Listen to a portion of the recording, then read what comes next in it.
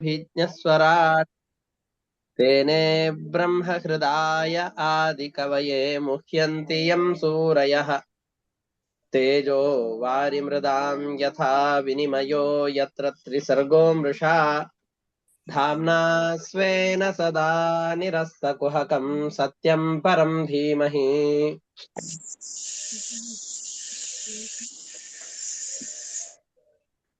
निगमकल्पतरोर्गलितं फलं शुकमुखादमृतद्रवसंयुतम् पिबत भागवतं रसमालयं मुहुरहो रसिकाः भुवि भावुकाः दारिद्र्यदुःखज्वरदाहितानां मायापिशाची परिमर्दितानां संसारसिन्धौ परिपातितानां क्षेमाय वै भागवतं प्रगर्जति साङ्केत्यं पारिहास्यं वा स्तोभं हेलनमेव वा वैकुण्ठनामग्रहणम् अशेषाघहरं विदुः ಶ್ರೀಗುರುಭ್ಯೋ ನಮಃ ಹರಿ ಓಂ. 8ನೇ ಸ್ಕಂದದ 21ನೇ ಅಧ್ಯಾಯದ 8ನೇ ಶ್ಲೋಕದ ಭಾವಾರ್ಥವನ್ನ ನಾವು ನೋಡ್ತಾ ಇದ್ದೇವೆ. ಬಲಿ ಚಕ್ರವರ್ತಿ ಪರಮಾತ್ಮನಿಗೆ ದಾನವನ್ನ ಕೊಡ್ತೇನೆ ಅಂತ ಮಾಡಿ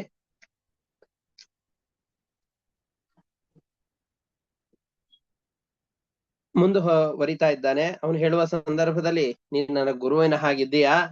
ಯಾಕೆ ಅಂತಂದ್ರೆ ನಮ್ಮ ಗುರುಗಳು ಬರೀ ಥಿಯರಿಯನ್ನು ಪಾಠ ಮಾಡಿದ್ರು, ನೀ ಪ್ರಾಕ್ಟಿಕಲ್ ಆಗಿ ತೋರಿಸಿದಿ, ದಾನ ಮಾಡಬಾರದು ಇಂತಹ ಸಂದರ್ಭದಲ್ಲಿ ಅಂತ ಹೇಳಿದ್ರು. ಆದ್ರೂ ನಾ ದಾನ ಮಾಡ್ಲಿಕ್ಕೆ ಅಂತ ಬಹಳ ಮುಂದುವರಿದು ಬಿಟ್ಟೆ, ಇದರಿಂದ ದೊಡ್ಡ ಅನರ್ಥ ಆಯ್ತು ಅಂತ ಅವ್ರು ಹೇಳಿದ್ರು. ಹೇಳ್ದ ಅವನು. ಇದು ಮನಸ್ಸಿನಲ್ಲಿ ಸ್ವಲ್ಪ ಆಸುರಿ ಭಾವನೆ ಇದೆ ಇದ್ದುಕೊಂಡೇ ಈ ರೀತಿಯಾದ ಮಾತನ್ನ ಬಲಿಚಕ್ರವರ್ತಿ ಹೇಳ್ತಾ ಇದ್ದಾನೆ. ನೀನು ವರುಣಪಾಶದಿಂದ ಬಂಧಿಸಿದ್ದಿ, ನನಗೆ ಯಾವ ದುಃಖಗಳು ಇಲ್ಲ, ಆಮೇಲೆ ನಾಚಿಕೊಳ್ಳುವಂತಹ ಯಾವ ಪ್ರಸಂಗವೂ ಇಲ್ಲ. ನಾನಂದ್ರೂ ಏನ್ ನಾಚಿಕೊಳ್ಳೋದಿಲ್ಲ. ಯಾಕೆ ನಾಚಿಕೊಳ್ಬೇಕು? ವಸ್ತುತಃ ನಾಚಿಕೊಳ್ಬೇಕು. ಪರಮಾತ್ಮನ ಎದುರುಗಡೆಯಲ್ಲಿ ನಾನು ಕೊಡ್ತೇನೆ ಅಂತ ಅಹಂಕಾರದಿಂದ ಬೀಗಿದ್ದಾನೆ. ಬಾಗಬೇಕಾದಂತಹ ಬಲಿಚಕ್ರವರ್ತಿ ಬೀಗಿದ್ರಿಂದ ಯಾರ ಎದುರುಗಡೆಯಲ್ಲಿ ಭಾಗಬೇಕೋ ಅವ್ರ ಎದುರುಗಡೆಯಲ್ಲಿ ಅಹಂಕಾರದಿಂದ ವರ್ತನೆ ಮಾಡಿದ್ದಕ್ಕೆ ನಾಚಿಕೆ ಪಟ್ಕೊಳ್ಬೇಕಲ್ಲ. ಆ ನಾಚಿಕೆ ಇಲ್ಲ, ನಾಚಿಕೆ ಪಟ್ಕೊಳ್ಳೋದಿಲ್ಲ, ದುಃಖನೂ ಪಡೋದಿಲ್ಲ. ನೀನು ವರ್ಣಪಾಶದಿಂದ ಬಂಧಿಸಿದ್ದಿ, ನನ್ನ ಅನುಗ್ರಹಕ್ಕೋಸ್ಕರನೇ ಬಂಧಿಸಿದ್ದಿ ಅಂತ ಅಂದುಕೊಳ್ತೇನೆ ಅಂತ ಹೇಳಿ ಅವನು ಮುಂದೆ ಪ್ರಹ್ಲಾದ ರಾಜನ ಚರಿತ್ರೆಯನ್ನು ಹೇಳಿ ಆಮೇಲೆ ಮತ್ತೆ ತಾನು ದಾನವನ್ನು ಮಾಡೋದು ಸರಿ ಹೇಗೆ ಅನ್ನೋದನ್ನ ಅವನು ಮತ್ತೆ ಹೇಳಿಕೊಡ್ತಾನೆ. ಏನ್ ಹೇಳ್ತಾ ಇದ್ದಾನೆ?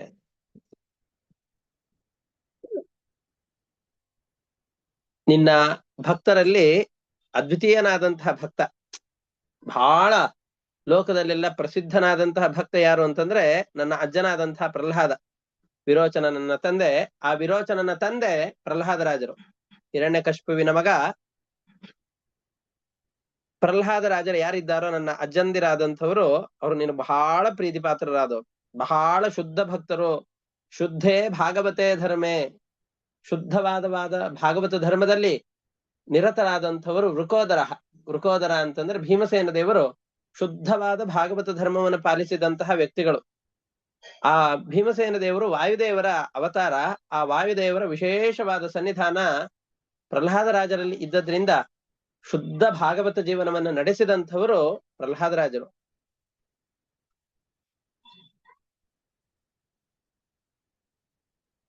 ಪ್ರಹ್ಲಾದರಾಜರು ನಿನ್ನಲ್ಲಿ ಅತಿಯಾದ ಭಕ್ತಿಯನ್ನು ಮಾಡ್ತಾ ಇದ್ದಾರೆ ಅಂತ ನೋಡಿ ಅವರ ಅಪ್ಪ ನಿನ್ನ ವಿರೋಧಿ ಅವನು. ಯಾಕೆ ಅಂತಂದ್ರೆ ಅವರ ತಮ್ಮನನ್ನ ನೀನು ಕೊಂದು ಬಿಟ್ಟಿದ್ದಿ, ಹಿರಣ್ಯಾಕ್ಷನನ್ನ. ನನ್ನ ಮರಿ ಮುತ್ತಜ್ಜ ಅಂತ ಅನ್ಕೊಳ್ಬಹುದು. ಇವರ ಅಜ್ಜ ಪ್ರಹ್ಲಾದರಾಜರು, ಅವರ ತಂದೆ ಹಿರಣ್ಯಾಕ್ಷ ಹಿರಣ್ಯಕಶಿಪು. ನನ್ನ ಮುತ್ತಜ್ಜ ನಿನ್ನ ಮೇಲೆ ಬಹಳ ಕೋಪ. ಯಾಕೆ ಅಂತಂದ್ರೆ ಅವರ ತಮ್ಮನಾದ ಹಿರಣ್ಯಾಕ್ಷನನ್ನು ನೀನು ಕೊಂದು ಬಿಟ್ಟಿದ್ದಿ ಅನ್ನುವ ಕಾರಣದಿಂದ ಬಹಳ ಕೋಪದಿಂದ ಅವನನ್ನ ನಾನಾ ವಿಧವಾದ ಹಿಂಸೆಗಳಿಗೆ ಗುರಿಪಡಿಸಿದ. ಆ ಹಿಂಸೆಗಳೇನು, ಏನೇನು ಹಿಂಸೆಗಳನ್ನು ಕೊಟ್ಟಿದ್ದಾರೆ ಅನ್ನೋದನ್ನೆಲ್ಲ ನಾವು ಹಿಂದಿನ ಪಾಠದಲ್ಲಿ ಗಮನಿಸಿದ್ದೇವೆ. ನಾನಾ ವಿಧವಾದ ಹಿಂಸೆಗಳಿಗೆ ಗುರಿಪಡಿಸಿದ್ದಾರೆ. ಅವನ್ ಕೊನೆಗೆ ಪ್ರಹ್ಲಾದ ರಾಜರ ಆ ಸಂದರ್ಭದಲ್ಲಿ ಸ್ವಲ್ಪ ಇವನ್ ಹಿಂಸೆ ಕೊಟ್ಟಾಗ ನಮಗೆ ಏನೇ ಆಗ್ಲಿ, ಹಿಂದಿನ ಕಾಲದಲ್ಲೆಲ್ಲ ಮತಾಂತರವನ್ನ ಮಾಡ್ತಾ ಇದ್ದಿದ್ದೆ ಹೀಗೆ.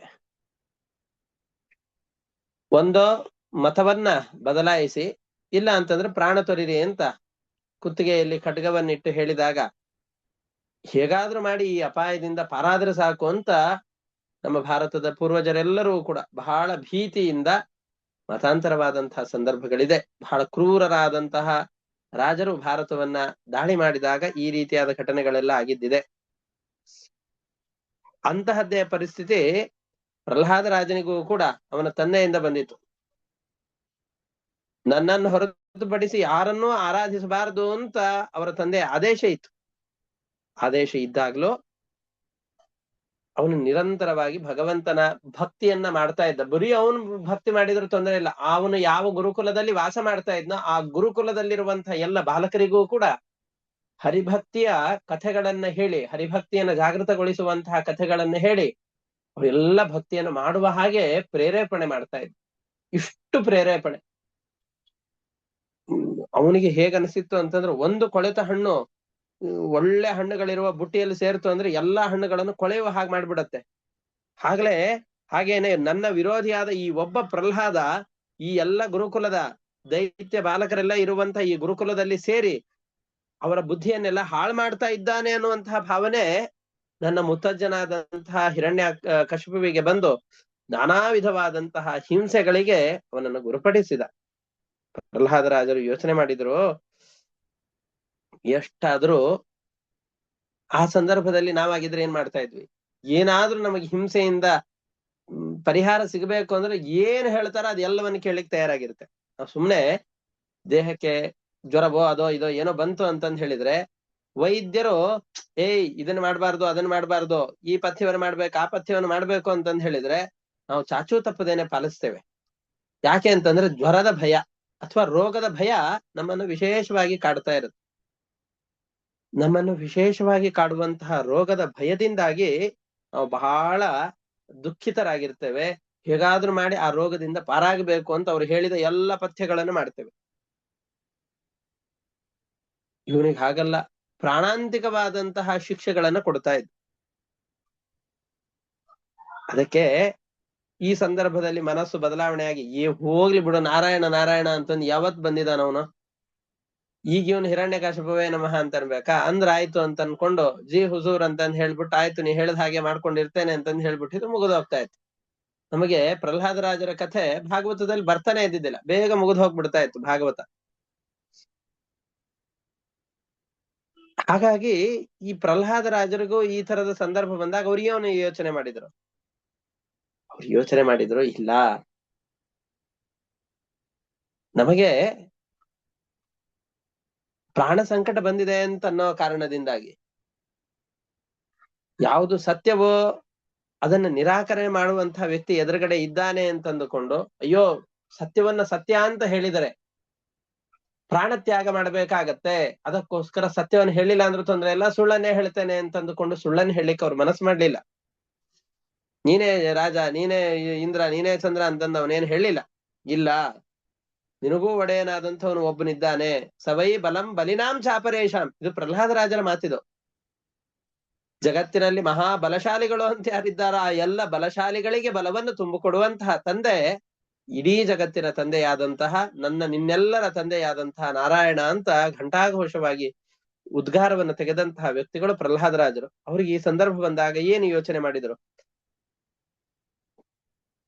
ನಾನು ಇವನು ಯಾವುದಕ್ಕೋಸ್ಕರ ಹಿಂಸೆ ಕೊಡ್ತಾನೆ ಅನ್ನೋ ಕಾರಣದಿಂದ ಅವನು ಹೇಳಿದ್ದನ್ನು ಒಪ್ಪಬೇಕು. ಈ ದೇಹಕ್ಕೆ ಹಿಂಸೆ ಕೊಡ್ತಾನೆ,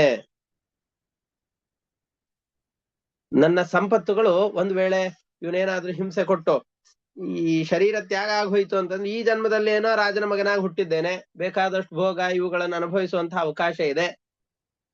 ಒಂದ್ ವೇಳೆ ಏನಾದ್ರೂ ಸತ್ಬಿಟ್ಟೆ ಅಂತಂದ್ರೆ ಮುಂದಿನ ಜನ್ಮದಲ್ಲಿ ಯಾರಾದ್ರೂ ಭಿಕ್ಷುಕರ ಮಗನಾಗಿ ಹುಟ್ಟುಬಿಟ್ರೆ ಈ ಭೋಗಗಳನ್ನು ಅನುಭವಿಸ್ಲಿಕ್ಕೆ ಆಗೋದಿಲ್ಲ. ಈ ಭೋಗಗಳ ಅನುಭವ ಸಿಗದೇ ಇದ್ದೀತೋ ಅಥವಾ ಈ ದೇಹಕ್ಕೆ ಬಹಳ ವೇದನೆ ಆಗತ್ತೆ ಅನ್ನೋ ಕಾರಣದಿಂದಲೋ, ಅಥವಾ ಈ ಸತ್ತು ಹೋಗ್ಬಿಟ್ಟೆ ಅಂತಂದ್ ಹೇಳಿದ್ರೆ ಈ ಶರೀರಕ್ಕೆ ಹಿಂಸೆಯನ್ನು ಕೊಟ್ಟು ನನಗೆ ಬಹಳ ವೇದನೆಯಾಗುವ ಹಾಗೆ ಮಾಡಿ ದುಃಖ ಪಡುವ ಹಾಗೆ ನಮ್ಮನ್ನು ಮಾಡಿದರು ಅಂತಾದ್ರೆ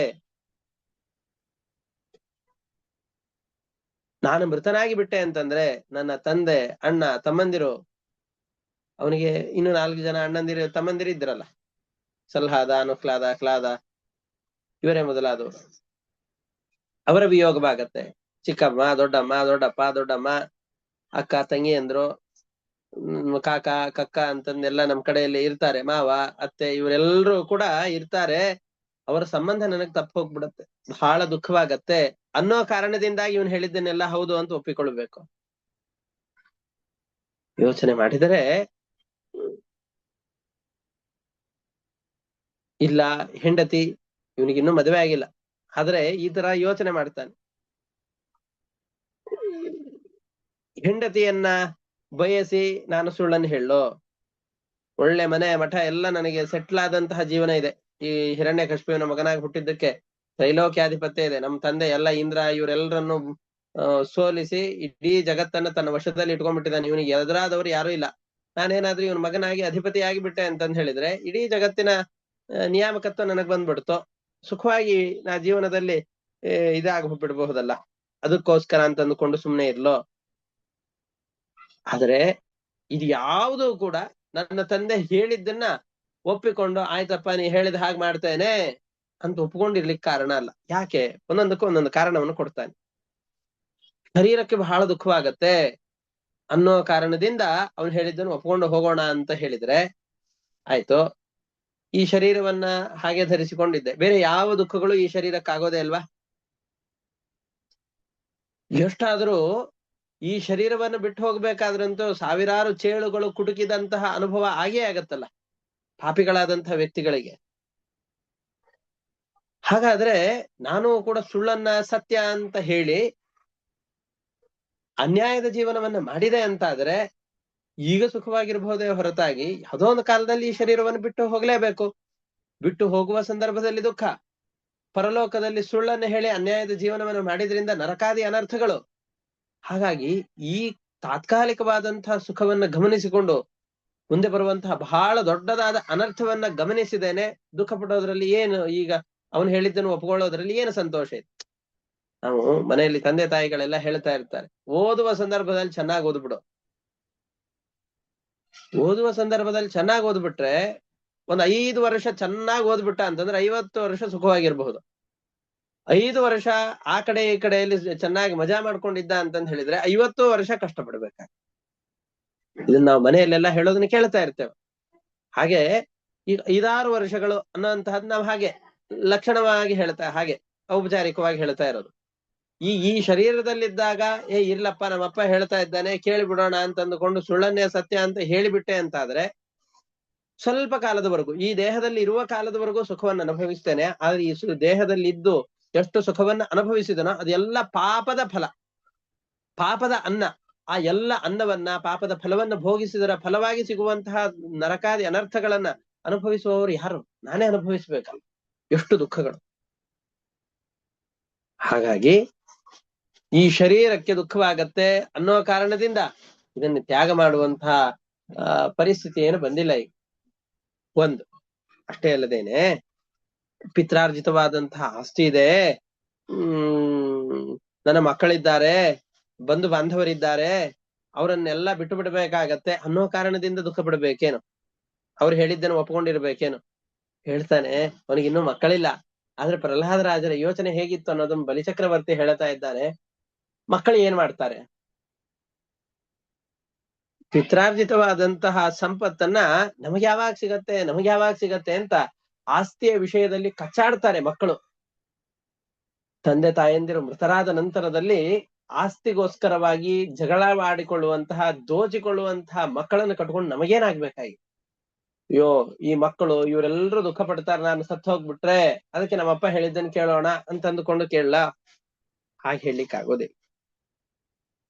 ಆಯ್ತು, ಬಂಧುಗಳ ವಿಯೋಗವಾಗತ್ತೆ. ಈ ಬಂಧುಗಳು ಏನ್ ಮಾಡ್ತಾರೆ? ಅವನು ಹೇಳ್ತಾ ಇರೋದು, ಬಂಧುಗಳೆಲ್ಲರೂ ಕೂಡ ಬಂದು ಭೋಜನ ಮಾಡಿಕೊಂಡು ಹೋಗ್ತಾರೆ ಹೊರತಾಗಿ ಮನೆಯಲ್ಲಿ ನಮ್ಮ ಸಂಪತ್ತನ್ನು ನೋಡಿ ಕಣ್ಣು ಕುಕ್ಕಿನಿಂದಾಗಿ ಹೊಟ್ಟೆ ಕಿಚ್ಚು ಪಡ್ತಾರೆ ಹೊರತಾಗಿ ಯಾವ ಬಾಂಧವರು ಕೂಡ ಶಾಶ್ವತವಾಗಿ ನಮ್ಮ ಜೊತೆಯಲ್ಲಿ ನಿಲ್ಲುವಂತವರಲ್ಲ. ಹೆಂಡತಿಯೂ ಕೂಡ ಗಂಡನೂ ಕೂಡ ಇವರಿಬ್ರು ಅಷ್ಟೇ. ಹೆಂಡತಿ ಅನ್ನೋದ್ರಿಂದ ಗಂಡನನ್ನು ಇಟ್ಕೊಳ್ಬೇಕು. ಮತ್ತೆ ಮತ್ತೆ ಹೆಂಡತಿ ಮಕ್ಕಳು ಇವರೆಲ್ಲರೂ ಕೂಡ ಪುನರ್ಜನ್ಮಕ್ಕೆ ಕಾರಣರಾಗ್ತಾರೆ. ಯಾಕೆ? ಈ ಹೆಂಡತಿ ಇದ್ಲು ಅಂತಂದ್ರೆ ಅವಳಲ್ಲಿ ಮಮಕಾರ ಹುಟ್ಟಿ ಬಿಡತ್ತೆ. ಮಕ್ಕಳು, ಹೆಂಡತಿ, ತಂದೆ, ತಾಯಿ ಇವರಲ್ಲೆಲ್ಲ ಮಮಕಾರ ಹುಟ್ಟಿ ಬಿಡತ್ತೆ. ಅವ್ರಿಗೆ ಯಾವ್ದರಿಂದ ಸುಖವಾಗತ್ತೋ ಅದನ್ನ ಮಾಡ್ಬೇಕು, ಅವ್ರಿಗೆ ಯಾವ್ದರಿಂದ ದುಃಖವಾಗತ್ತೋ ಆದಷ್ಟು ಅದನ್ನ ಮಾಡಬಾರ್ದು ಅಂತ ಆ ಮನೆಯ ಯಜಮಾನ ಬಹಳ ಪ್ರಯತ್ನ ಪಡ್ತಾನೆ. ಹಾಗೆ ಮನೆಯ ಒಡತಿಯೂ ಕೂಡ ಹಾಗೆ. ಯಾವುದು ಇತ್ತು ಅಂತಂದ್ ಹೇಳಿದ್ರೆ ಇವನು ಸುಖವಾಗಿರ್ತಾನೆ, ನನ್ನ ಮನೆ ಒಡೆಯ, ನನ್ನ ಗಂಡ ಸುಖವಾಗಿರ್ತಾನೆ ಅಂತ ಅವನ ಸುಖಕ್ಕೋಸ್ಕರ ಪರಿತಾಪ ಪಡ್ತಾಳೆ ಹೊರತಾಗಿ ದೇವರನ್ನು ಮರ್ತೇ ಬಿಡುತ್ತಾರೆ. ದೇವರನ್ನ ಮರೆಸಿ ಈ ಸಂಸಾರದಲ್ಲೇ ದೂಡುವಂತಹ ಹೆಂಡತಿ ಮಕ್ಕಳಿಂದ ಏನು ಪ್ರಯೋಜನ? ಮನೆ ಮಠಗಳು ಇದರಲ್ಲಿ ಅತಿಯಾದ ಆಸಕ್ತಿಯನ್ನು ಇಟ್ಟುಕೊಂಡಂತಹ ವ್ಯಕ್ತಿ ಎಂದಿಗೂ ಸುಖವನ್ನು ಅನುಭವಿಸ್ಲಿಕ್ಕೆ ಆಗೋದಿಲ್ಲ. ಹಾಗಾಗಿ ವ್ಯರ್ಥವಾಗಿ ಆಯುಷ್ಯವನ್ನು ಕಳೆದುಕೊಂಡು ಬಿಡ್ತಾನೆ ಮನುಷ್ಯ ಅಂತ ಕರೆಸಿಕೊಂಡವನು. ಹಾಗಾಗಿ ಈ ವ್ಯರ್ಥವಾದ ಜೀವನ ಕಳಿಬಾರ್ದಲ್ಲ. ಹಾಗಾಗಿ ಮಹಾಜ್ಞಾನಿಯಾದಂತಹ ಸಜ್ಜನನಾದಂತಹ ಆ ಪ್ರಹ್ಲಾದರಾಜರು ಈ ಬಂಧು ಜನರ ಸಂಬಂಧ ಆಯಿತು ಅಂತಂದ್ ಹೇಳಿದ್ರೆ ಭಗವಂತನನ್ನು ಎಲ್ಲಿ ಮರೆತು ಬಿಡುತ್ತೇನೋ ಅಂತಾದ್ರೂ ವಸ್ತುತಃ ನೀನು ಪ್ರಹ್ಲಾದರಾಜರ ಕುಲಕ್ಕೆ ನಾಶಕನೇ. ನೀನು ವಾಮನ ರೂಪಿಯಾದ ಪರಮಾತ್ಮನಿಗೆ ತ್ರಿವಿಕ್ರಮನಾಗಿ ಬೆಳೆದು ನಿಂತಾಗ ಬಲಿಚಕ್ರವರ್ತಿ ಹೇಳ್ತಾ ಇದ್ದಾನೆ, ನಮ್ಮ ಅಜ್ಜನಾದಂತಹ ಪ್ರಹ್ಲಾದರಾಜ ಏನ್ ಮಾಡಿದ್ದಾನೆ ಗೊತ್ತಾ? ನೀನ್ ಅವನ ಇಡೀ ಕುಲಕ್ಕೆ ನಾಶಕನಾದವನು. ಹಿರಣ್ಯಾಕ್ಷ, ಹಿರಣ್ಯಕಶಿಪು ಅವನನ್ನ ರಕ್ಷಣೆ ಮಾಡ್ಲಿಕ್ಕೆ ಬಂದಂತಹ ಯಾರ್ಯಾರಿದ್ದಾರೋ ಎಲ್ಲರನ್ನ ನಾಶ ಮಾಡ್ಲಿಕ್ಕೆ ಅಂತ ಬಂದವನೇ ನೀನು. ಹಾಗಿದ್ರು ನಿನ್ನ ಪಾದಕಮಲ ಒಂದನ್ನೇ ಅವನು ಭಕ್ತಿಯಿಂದ ನಂಬಿ ಅದನ್ನೇ ಆಶ್ರಯಿಸಿದ್ದಾನೆ ನಮ್ಮ ಅಜ್ಜನಾದಂತಹ ಪ್ರಹ್ಲಾದರಾಜರು. ಇಷ್ಟೆಲ್ಲ ಯೋಚನೆ ಮಾಡಿ ನಿನ್ನ ಪಾದ ಕಮಲವನ್ನ ಆಶ್ರಯಿಸಿದಂತಹ ಆ ಪ್ರಹ್ಲಾದರಾಜರ ಹಾಗೆ ನಾನು ಕೂಡ ನಿನ್ನ ಪಾದ ಕಮಲವನ್ನೇ ಗಟ್ಟಿಯಾಗಿ ಹಿಡಿದುಕೊಂಡು ಬಿಡ್ತೇನೆ. ಯಾಕೆ ಅಂತಂತ ಹೇಳಿದ್ರೆ ವಸ್ತುತಃ ನೀ ನನ್ನ ಶತ್ರುವೆ, ನನ್ನ ಸಂಪತ್ತನ್ನ ಅಪಹಾರ ಮಾಡ್ಲಿಕ್ಕೋಸ್ಕರ ಬಂದವನೇ. ಹಾಗಿದ್ದರೂ ಕೂಡ ನಾನು ನಿನ್ನ ಎಲ್ಲ ಸಂಪತ್ತುಗಳನ್ನ ಅಪಹಾರ ಮಾಡ್ತೀನಿ ಅಂತ ತಿಳಿದಿದ್ರು ನಮ್ಮ ಅಜ್ಜನಾದಂತಹ ಪ್ರಹ್ಲಾದರಾಜರು ಹೇಗೆ ನಿನ್ನ ಪಾದಕಮಲವನ್ನ ಆಶ್ರಯಿಸಿಕೊಂಡಿದ್ದಾರ ಹಾಗೆಯೇ ನಾನು ಕೂಡ ನಿನ್ನ ಪಾದಕಮಲಗಳನ್ನ ಆಶ್ರಯಿಸ್ತೇನೆ. ನನಗೆ ಈ ಸಂಪತ್ತು ಬಂದಿದ್ದು ನಿನ್ನಿಂದಲೇ, ಈ ಅಪಹಾರವಾಗೋದು ಕೂಡ ನಿನ್ನಿಂದಲೇ, ಇದು ಗೊತ್ತಿದೆ. ಹಾಗಾಗಿ ಈ ಸಂಪತ್ತು ನಮ್ಮ ವಿವೇಕವನ್ನು ನಾಶ ಮಾಡುವಂತಹದ್ದು. ಮೃತ್ಯುವಿನ ವಶದಲ್ಲಿ ಇರುವಂತಹ ಈ ಸಂಪತ್ತು, ಯಾಕೆಂದ್ರೆ ಮರಣ ಬಂತು ಅಂತಂದ್ ಹೇಳಿದ್ರೆ ಈ ಸಂಪತ್ತೆಲ್ಲವೂ ನಾಶವಾಗಿ ಹೋಗಿಬಿಡುತ್ತೆ. ಹೀಗಾಗಿ ಈ ಅಶಾಶ್ವತವಾದ ಸಂಪತ್ತಿನ ಬಯಕೆಗೆ ಬಿದ್ದು ನಾನು ನಿನ್ನನ್ನ ಮರೆತು ಬಿಟ್ಟು ಇಲ್ಲ ನನಗೆ ಈ ಸಂಪತ್ತೇ ಬೇಕು ಅಂತ ಅಂದುಕೊಂಡು ನಾನು ಇದರಲ್ಲೇ ಸುಖವನ್ನು ಪಡ್ತಾ ಕೊಡೋದಿಲ್ಲ.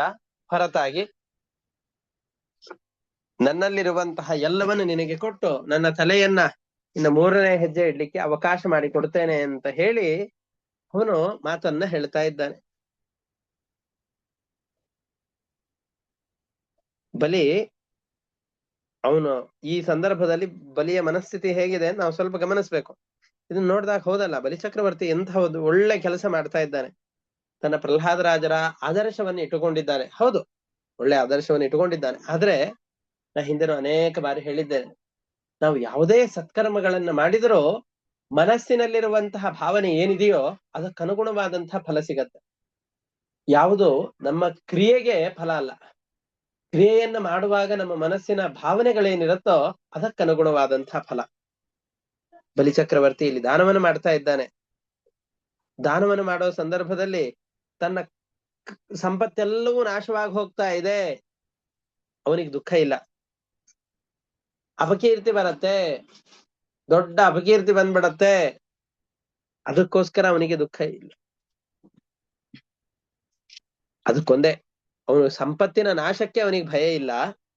ಎಲ್ಲಿ ನನಗೆ ಅಪಕೀರ್ತಿ ಬಂದ್ಬಿಡತ್ತೋ, ನನ್ನ ಲೋಕದಲ್ಲೆಲ್ಲ ದೇವತೆಗಳನ್ನೆಲ್ಲ ಅನಾಯಾಸವಾಗಿ ಗೆದ್ದವನು ಅನ್ನುವ ಕೀರ್ತಿ ಇದೆ, ಬೇಡಿ ಬಂದವರಿಗೆ ಬೇಡಿದ್ದೆಲ್ಲವನ್ನು ಕೂಡ ಕೊಟ್ಟು ಬಿಡ್ತಾನೆ ಅನ್ನುವಂತಹ ದೊಡ್ಡ ಕೀರ್ತಿ ಇದೆ ನನಗೆ. ಆ ಕೀರ್ತಿ ಹೋಗಿ ಬಿಡತ್ತೆ ಅನ್ನೋ ಒಂದೇ ಒಂದು ಕ್ಲೇಶ ನನ್ನ ಮನಸ್ಸನ್ನ ಕಾಡ್ತಾ ಇದೆ. ಹಾಗಾಗಿ ತನಗೆ ಕೀರ್ತಿ ಬರುತ್ತೆ ಅನ್ನುವ ಹಪಹಪಿತನದಲ್ಲಿ ದಾನವನ್ನು ಮಾಡ್ತಾ ಇದ್ದೇನೆ ಅಂತ ಅಂದುಕೊಂಡು ಅವನು ಸಮಾಧಾನ ಮಾಡ್ಕೊಳ್ತಾ ಇದ್ದಾನೆ. ಇದೇನಾಯ್ತು? ದೈವದಿಂದ ಸಂಪತ್ತು ಬಂದಿತ್ತು, ಆ ದೈವ ವಿಕೋಪದಿಂದ ಸಂಪತ್ತು ಹೋಯಿತು. ಈ ರೀತಿಯಾದ ಸಂದರ್ಭದಲ್ಲಿ ಅವನು ಏನು ಯೋಚನೆ ಮಾಡ್ಬೇಕಾಗಿತ್ತು? ಇವೆಲ್ಲವೂ ಭಗವಂತನ ಅಧೀನ, ಭಗವಂತನದ್ದನ್ನ ಅವನು ತೆಗೆದುಕೊಂಡಿದ್ದಾನೆ ಅನ್ನುವ ಭಾವನೆ ಇರಬೇಕೆ ಹೊರತಾಗಿ ಲೋಕದಲ್ಲಿ ಅಪಕೀರ್ತಿ ಬಂದ್ಬಿಡತ್ತೆ, ಹೇಗಾದ್ರೂ ಮಾಡಿ ಕೀರ್ತಿಯನ್ನು ಪಡೆದುಕೊಳ್ಬೇಕು ಅನ್ನುವ ಕಾರಣದಿಂದಾಗಿ ಅವನು ದಾನ ಮಾಡ್ತಾ ಇದ್ದಾನೆ ಹೊರತಾಗಿ ಪೂರ್ತಿಯಾಗಿ ಪರಮಾತ್ಮನಲ್ಲಿ ಶರಣಾಗತಿ ಇಲ್ಲ. ಪ್ರಹ್ಲಾದರಾಜರಿಗೆ ಪೂರ್ತಿಯಾಗಿ ಪರಮಾತ್ಮನಲ್ಲಿ ಶರಣಾಗತಿ ಇತ್ತು, ಆ ಶರಣಾಗತಿಯಿಂದ ವಿಮುಖನಾಗಿ ಬಿಟ್ಟಿದ್ದಾನೆ. ಅದನ್ನ ಶ್ಲೋಕದ ಮುಖಾಂತರವಾಗಿ ನೋಡೋಣ. ಪಿತಾಮಹೋ ಮೇ ಭವದೀಯ ಸಮ್ಮತಃ ಪ್ರಹ್ಲಾದ ಆವಿಷ್ಕೃತ ಸಾಧುವಾದ ಭವದ್ವಿಪಕ್ಷೇಣ ವಿಚಿತ್ರ ವೈಶಸಂ ಸಂಪ್ರಾಪಿತಸ್ತ್ವತ್ ಪರಮಸ್ವಪಿತ್ರ. ಪ್ರಹ್ಲಾದರಾಜರು ಅತ್ಯಂತ ಪ್ರೀತಿ ಪಾತ್ರರಾದವರು ನಿನಗೆ. ಎಲ್ಲರೂ ಅವರನ್ನ ಶುದ್ಧ ಭಕ್ತ ಅಂತ ಕೊಂಡಾಡ್ತಾರೆ. ಆವಿಷ್ಕೃತ ಸಾಧುಭಾವ, ಎಲ್ಲರೂ ಕೂಡ ಅವನನ್ನು ಮಹಾಭಕ್ತ ಅಂತ ಕೊಂಡಾಡ್ತಾ ಇದ್ದಾರೆ. ಅವರ ತಂದೆಯೇ ನಿನ್ನ ಭಕ್ತನಾಗಿರೋ ಕಾರಣದಿಂದ ಬಹಳ ಹಿಂಸೆ ಕೊಟ್ರು ಅವನಿಗೆ. ಆದರೂ ಅವನು ನಿನ್ನಲ್ಲಿ ಭಕ್ತಿಯನ್ನು ಬಿಡ್ಲಿಲ್ಲ. ಯಾಕೆ? ಅವನು ಏನು ಯೋಚನೆ ಮಾಡ್ದ? ಕಿಮಾತ್ಮನಾನೇನ ಜಹಾತಿ ಯೋ ಮುದಂ ಕಿಂ ರಿಕ್ತಹಾರೈಃ ಸ್ವಜನಾಖ್ಯ ದಸ್ಯುಭಿಃ ಕಿಂ ಜಾಯಯ ಸಂಸ್ಕೃತಿ ಹೇತುಭೂತಯ ಮರ್ತ್ಯಸ್ಯ ಗೇಹೈಃ ಕಿಮಾಯುಷೋ ವ್ಯಯಃ. ಯಾರು ಈ ಶರೀರವನ್ನು ಬಿಟ್ಟು ಬಿಡ್ತಾರೋ ಅಂತಹ ಶರೀರದ ವಿಷಯದಲ್ಲಿ ಅತಿಯಾದ ಆಸಕ್ತಿಯನ್ನು ತಾಳುವಂತಹ ಅನಿವಾರ್ಯತೆ ಇಲ್ಲ. ಬಂಧು ಬಾಂಧವರೆಲ್ಲ ಕಳ್ಳರ ಹಾಗಿದ್ದಾರೆ. ಸಂಪತ್ತನ್ನ ಅಪಹಾರ ಮಾಡ್ಲಿಕ್ಕೋಸ್ಕರ ಅಂತ ಮಕ್ಕಳು ಬಂಧುಗಳು ಎಲ್ಲರೂ ಇದ್ದಾರೆ. ಅಂತಹ ಬಂಧುಗಳಿಗೋಸ್ಕರವಾಗಿ ಸುಳ್ಳನ್ನ ಸತ್ಯ ಅಂತ ಹೇಳಲಾರೆ. ಕಿಂ ಜಾಯಯ ಸಂಸ್ಕೃತಿ ಹೇತುಭೂತಯ. ಸಂಸಾರದ ಈ ಚಕ್ರಕ್ಕೆ ನಮ್ಮನ್ನ ಸುತ್ತಿಸುವಂತಹ ಚಕ್ಕಡಿಯ ಆಗಿರುವಂತಹ ಹೆಂಡತಿಯಿಂದ ಏನು ಉಪಯೋಗ? ಇದು ಸಾತ್ವಿಕವಾದಂತಹ ಹೆಂಡತಿಯರಿಗೆ ಹೇಳ್ತಾ ಇರೋದಲ್ಲ, ಸಾಧು ಮಾರ್ಗದಲ್ಲಿ ಪ್ರೇರಣೆ ಮಾಡುವಂತಹ ಹೆಂಡತಿಯರಿಗೆ ಇದು ಮಾತಲ್ಲ. ಯಾರು ಲೌಕಿಕವಾದ ವಿಷಯದಲ್ಲಿ ಆಸಕ್ತಿಯನ್ನ ತಾಳಿ ಅದರಲ್ಲೇ ಗಂಡ ಪ್ರವೃತ್ತಿ ಆಗುವ ಹಾಗೆ ಮಾಡ್ತಾ ಇರ್ತಾರೋ ಅವರಿಗೆ ಮಾತ್ರ ಹೇಳ್ತಾ ಇರುವಂತಹದ್ದು. ಈ ಮನೆ ಮಠ ಇವುಗಳಿಂದ ಏನು ಪ್ರಯೋಜನ? ಯಾಕೆ ಅಂದ್ರೆ ಮನುಷ್ಯ ತನ್ನ ಜೀವನವನ್ನು ಇಲ್ಲಿ ಸುಖವಾಗಿ ಕಳೆದು ಬಿಡ್ತಾನೆ. ಇದು ಹೇಗೆ ಅಂತಂದ್ರೆ ಪೆರೋಲ್ ಬಿಡುಗಡೆಗೊಂಡಿರ್ತಾರಲ್ಲ ಜೈಲಿನಿಂದ, ಅವ್ರು 15 ದಿವಸ 1 ತಿಂಗಳು ಅವ್ರಿಗೆ ಬಿಡುಗಡೆ ಮಾಡಿರ್ತಾರೆ. ಆ ಸಂದರ್ಭದಲ್ಲಿ ತುಂಬಾ ಚೆನ್ನಾಗಿ ಸುಖವನ್ನು ಅನುಭವಿಸ್ತಾರೆ. ಮತ್ತವ್ರಿಗೆ ಜೈಲಿಗೆ ಹೋಗ್ಬೇಕು ಅಂತ ಗೊತ್ತಿರೋದಿಲ್ಲ. ಹಾಗೆ ನಾವೆಲ್ಲರೂ ಕೂಡ ಈ ಭೂಮಿಗೆ ಬಂದಿದ್ದೇವೆ ಅಂತಂದ್ ಹೇಳಿದ್ರೆ ಒಳ್ಳೆ ನಡತೆಗಳಿಂದಾಗಿ ಇನ್ನೊಮ್ಮೆ ಜೈಲಿಗೆ ಹೋಗ್ಬಾರ್ದು. ಆ ರೀತಿಯಾದಂತಹ ಜೀವನವನ್ನು ನಡೆಸಬೇಕು. ಅದನ್ನು ಬಿಟ್ಬಿಟ್ಟು ಮುಂದೆ ಏನು ಸುಖ ಸಿಗತ್ತೆ ಅಂತ ಮುಂದಿನ ಸುಖಕ್ಕೋಸ್ಕರವಾಗಿ ಹಪಹಪಿತನದಿಂದಾಗಿ ಈ ಕಾಲವನ್ನು ವ್ಯರ್ಥ ಮಾಡಿಕೊಂಡು ಬಿಟ್ರೆ ಉಪಯೋಗ ಏನ್ ಬಂತು ಅಂತ ವಿಚಾರ ಮಾಡಿ ಮಹಾತ್ಮನಾದಂತಹ ನಮ್ಮ ವಂಶಜನಾದ ನಮ್ಮ ಅಜ್ಜನಾದಂತಹ ಪ್ರಹ್ಲಾದರಾಜರು ಏನ್ ತೊಂದ್ರೆ ಆದ್ರೂ ಪರವಾಗಿಲ್ಲ ಅಂತ ತಮ್ಮ ಇಡೀ ವಂಶಕ್ಕೆ ನಾಶಕನಾದ್ರೂ ಕೂಡ ನಾರಾಯಣನನ್ನ ನಿರಂತರವಾಗಿ ಭಜನೆ ಮಾಡಿದ. ಹಾಗೆಯೇ ಆ ಕುಲದಲ್ಲಿ ಬಂದಂತಹ ನಾನು ಕೂಡ, ನೀನು ನನ್ನ ಶತ್ರು ಅಂತ ಗೊತ್ತಿದೆ, ನನ್ನ ಸಂಪತ್ತನ್ನ ನಾಶ ಮಾಡ್ಲಿಕ್ಕೆ ಬಂದವನು ಅಂತ ಗೊತ್ತಿದೆ, ಹಾಗಿದ್ರೂ ನಿನ್ನನ್ನ ಗಟ್ಟಿಯಾಗಿ ಭಜಿಸ್ತೇನೆ ಅಂತ ಹೇಳ್ತಾ ಇದ್ದಾರೆ. ಇತ್ತಂ ವಿನಿಶ್ಚಿತ್ಯ ಪಿತಾಮಹೋ ಮಹಾನ್ ಅಗಾಧ ಬೋಧೋ ಭವತಃ ಪಾದ ಪದ್ಮಂ ಧ್ರುವಂ ಪ್ರಪೇದೆ ಹ್ಯಕುತೋ ಭಯಂ ಜನಾತ್ ಭೀತ ಸ್ವಪಕ್ಷ ಕ್ಷಪಣಸ್ಯ ಸತ್ತಮಃ. ನಿನ್ನ ಪಾದಕಮಲಗಳನ್ನ ದೃಢವಾಗಿ ಆಶ್ರಯಿಸಿದ್ದಾರೆ ಪ್ರಹ್ಲಾದರಾಜರು. ಹಾಗೆ ನಾನು ಕೂಡ ನಿನ್ನ ಪಾದಕಮಲಗಳನ್ನ ಗಟ್ಟಿಯಾಗಿ ಆಶ್ರಯಿಸ್ತೇನೆ. ಅಹಮಪಿ ತಥಾಹಮಪ್ಯಾತ್ಮರಿಪೋಸ್ತವಾಂತಿಕಂ ದೈವೇನ ನೀತಃ ಪ್ರಸಭಂ ತ್ಯಾಜಿತ ಶ್ರೀಃ ಇದಂ ಕೃತಾಂತಾಂತಿಕ ವರ್ತಿ ಜೀವಿತಂ ಯಯಾ ಧ್ರುವಂ ಸ್ತಬ್ಧಮತಿರ್ನ ಬುಧ್ಯತೆ. ನಾವೆಲ್ಲ ಅಹಂಕಾರದಿಂದಾಗಿ ಸ್ತಬ್ಧರಾದಂತಹ ಬುದ್ಧಿಯುಳ್ಳವರಾಗಿ ಬಿಟ್ವಿ ಅಂತಂದ್ ಹೇಳಿದ್ರೆ ಪರಮಾತ್ಮ ನಿನ್ನ ಬಗ್ಗೆ ಸರಿಯಾದಂತಹ ತಿಳುವಳಿಕೆ ಬರ್ಲಿಕ್ಕೆ ಸಾಧ್ಯ ಇಲ್ಲ. ಹಾಗಾಗಿ ಸರ್ವಥಾ ನಾನು ಆ ಸಂಪತ್ತಿನ ಆಸೆಗೆ ಬಲಿಯಾಗಿ ಬಿಡೋದಿಲ್ಲ, ದಾನ ಕೊಟ್ಟೆ ಕೊಡ್ತೇನೆ ಅಂತ. ಯಾಕೆಂದ್ರೆ ಅಪಕೀರ್ತಿ ಬರುತ್ತೆ ಅನ್ನುವಂತಹ ಸಂಕಟ ಅವನಿಗೆ. ಕೊಡ್ಬೇಕು ಅನ್ನುವಂಥ ಆಸೆಗಿಂತ ಕೊಡದೇ ಇದ್ರೆ ಎಲ್ಲಿ ಅಪಕೀರ್ತಿ ಬರುತ್ತೋ ಅನ್ನುವಂಥ ಯೋಚನೆಯಿಂದ ದಾನ ಮಾಡ್ಬೇಕು ಅಂತ ಬಹಳ ಪ್ರಯತ್ನ ಪಡ್ತಾ ಇದ್ದಾನೆ. ಈ ಸಂದರ್ಭದಲ್ಲಿ ಪ್ರಹ್ಲಾದರಾಜರು ಆ ಸ್ಥಳಕ್ಕೆ ಬರ್ತಾ ಇದ್ದಾರೆ. ಈ ಬಲಿಚಕ್ರವರ್ತಿ ಎಲ್ಲಿ ಇದ್ದಾನೋ ಅದೇ ಸ್ಥಳದಲ್ಲಿ ಈ ಪ್ರಹ್ಲಾದರಾಜರು ಬರ್ತಾ ಇದ್ದಾರೆ. ಹೇಗಿದ್ದಾರೆ ಅನ್ನೋದನ್ನ ನೋಡ್ತಾ ಇದ್ದಾರೆ. ತಸ್ಯೇತ್ಥಂ ಭಾಷಮಾಣಸ್ಯ ಪ್ರಹ್ಲಾದೋ ಭಗವತ್ ಪ್ರಿಯ ಆಜಗಾಮ ಕುರುಶ್ರೇಷ್ಠ ರಾಕಾಪತಿರಿವೋತ್ಥಿತ. ರಾಕ ಅಂದ್ರೆ ನಕ್ಷತ್ರಗಳು, ನಕ್ಷತ್ರಗಳ ಅಧಿಪತಿಯಾದಂತಹ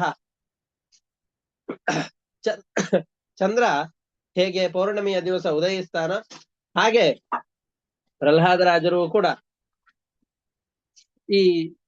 ಈ ಬಲಿಚಕ್ರವರ್ತಿ ಮಾಡ್ತಾ ಇದ್ದಂತಹ ಸಂದರ್ಭ, ಈ ಯಾಗವನ್ನು ಮಾಡ್ತಾ ಇರುವಂತಹ ಪ್ರದೇಶಕ್ಕೆ ಬರ್ತಾ ಇದ್ದಾನೆ. ಆ ಸಂದರ್ಭದಲ್ಲಿ ಹೇಗ್ ಕಾಣಿಸ್ತಾ ಇದ್ದಾನೆ? ತುಂಬಾ ಚೆನ್ನಾಗಿ ಕಾಣಿಸ್ತಾ ಇದ್ದಾನೆ. ಒಳ್ಳೆ ಅಜಾನುಭಾವವಾದಂತಹ ದೇಹ, ಪೀತಾಂಬರವನ್ನು ಉಟ್ಕೊಂಡಿದ್ದಾನೆ. ಪ್ರಹ್ಲಾದ ಚಕ್ರವರ್ತಿಗಳು ಬಂದಿದ್ದಾರೆ, ಬರೀ ನೋಡ್ತಾ ಇದ್ದಾನೆ. ಈಗ ಪ್ರಹ್ಲಾದರಾಜರ ಎದುರುಗಡೆ ಬಂದಾಗ ಪ್ರತಿ ಸಾರ್ತಿ ಅವನಿಗೆ ಅಜ್ಜ ಯಾವಾಗ ಕಾಣಿಸ್ತಾ ಇದ್ರು ಅವಾಗೆಲ್ಲ ಚೆನ್ನಾಗಿ ಸತ್ಕಾರಗಳನ್ನು ಮಾಡ್ತಾ ಇದ್ದ. ಆದ್ರೆ ಈಗ ಮಾಡ್ಲಿಕ್ಕೆ ಆಗ್ಲಿಲ್ಲ. ಪರಮಾತ್ಮ ಅವನನ್ನು ವರುಣಪಾಶದಿಂದ ಬಂಧಿಸಿ ಬಿಟ್ಟಿದ್ದಾನೆ. ಕಣ್ಣೆಲ್ಲ ನೀರಾಗಿದೆ. ತಮ್ಮ ಅಜ್ಜ ಬಂದಿದ್ದಾನೆ, ಯಾರೋ ತನ್ನನ್ನು ಕಟ್ಟಿ ಹಾಕ್ಬಿಟ್ಟಿದ್ದಾರೆ. ಅವನಿಗೆ ಪೂಜೆಯನ್ನು ಮಾಡ್ಲಿಕ್ಕೆ ಆಗ್ತಾ ಇಲ್ಲ. ಹಿರಿಯರು ಬಂದಾಗ ಅವರಿಗೆ ಸತ್ಕಾರವನ್ನು ಮಾಡ್ಲಿಕ್ಕೆ ಆಗ್ತಾ ಇಲ್ಲ. ಅವಮಾನದಿಂದ ಮುಖವನ್ನು ತಗ್ಗಿಸಿ ಬಿಟ್ಟಿದ್ದಾನೆ. ವಾಮನ ಎಲ್ಲಿದ್ದಾನೋ ಅಲ್ಲಿಗೆ ಬಂದು ಪ್ರಹ್ಲಾದರಾಜರು ಅವ್ರ ಮೊಮ್ಮಗನನ್ನು ಮೊದಲಿಗೆ ಸಂತೈಸಬೇಕಲ್ಲ, ಆ ಕಡೆ ನೋಡ್ಲೇ ಇಲ್ಲ ಅವರು. ಬಲಿಚಕ್ರವರ್ತಿ ಪ್ರಹ್ಲಾದನನ್ನು ನೋಡಿದ್ರು, ನೋಡಿದ್ರು, ಅವನನ್ನು ಸಂತೈಸಿ ಅವನು ವರ್ಣಪಾಶವನ್ನು ಬಿಚ್ಚಲಿಕ್ಕೆ ಎಲ್ಲ ಹೋಗ್ಲಿಲ್ಲ. ವಾಮನ ರೂಪಿಯಾದಂತಹ ಪರಮಾತ್ಮ ಎಲ್ಲಿ ತನ್ನ ಅನುಚರರಿಂದ ಕೂಡಿಕೊಂಡು ಒಂದ್ ಕಡೆಯಲ್ಲಿ ಕೂತಿದ್ನ, ಆ ಸ್ಥಳಕ್ಕೆ ಹೋಗಿ, ಇನ್ನು 3ನೇದ್ ಕೊಡ್ತೇನೆ ಅಂದಿದೆಯಲ್ಲಪ್ಪ, 3ನೇದ್ ಕೊಡು ಅಂತ ಕೇಳ್ಕೊಂಡು ಒಂದ್ ಕಡೆ ಕೂತಿದ್ನಲ್ಲ, ಅಲ್ಲಿಗೆ ಹೋಗಿ ಆ ಪರಮಾತ್ಮನ ರೂಪವನ್ನು ನೋಡಿದ ತಕ್ಷಣ ಮೈಯೆಲ್ಲ ರೋಮಾಂಚನ ಆಗಿ ಹೋಯ್ತು. ಪ್ರಹ್ಲಾದರಾಜರಿಗೆ ಎಲ್ಲವನ್ನು ಬಿಟ್ಟು ಪರಮಾತ್ಮನ ಪಾದ ಕಮಲಗಳನ್ನ ನಿರಂತರವಾಗಿ ಭಜನೆ ಮಾಡ್ಲಿಕ್ಕೆ ಅಂತ ಅಲ್ಲಿಗೆ ಹೋಗ್ತಾ ಇದ್ದಾರೆ. ಭಕ್ತಿಯಿಂದ ವಾಮನ ರೂಪಿಯಾದ ಪರಮಾತ್ಮನ ನಮಸ್ಕಾರ ಮಾಡಿ ಪರಮಾತ್ಮನ ಸ್ತೋತ್ರವನ್ನ ಮಾಡ್ತಾ ಇದ್ದಾರೆ. ತಮಿಂದ್ರಸೇನ ಸ್ವಪಿತಾಮಹಂ ಶ್ರಿಯಾ ವಿರಾಜಮಾನಂ ನಲಿನಾಯತೆ ಕ್ಷಣಂ ಪ್ರಾಂಶುಂ ಪಿಶಂಗಾಂಬರ ಮಂಜನತ್ವಿಷಂ ಅಂಜನತ್ವಿಷಂ ಪ್ರಲಂಬ ಬಾಹುಂ ಸುಭಗಂ ಸಮೈಕ್ಷತ.